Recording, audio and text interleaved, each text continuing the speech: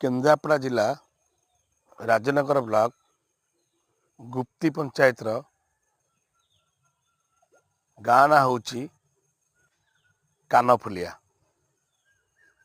सेठी पहुँचलु, सेठी दर्शन करने को मिलता देखिलु पातालपुटी बाबा आखंडरामणि।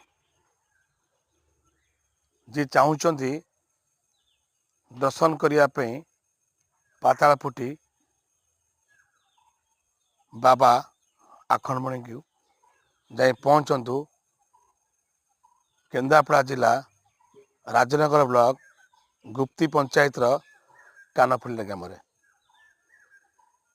दर्शन करूँ किसी लोक पचारि बुझंतु से बाबा आखंड महिमा कौन अच्छी।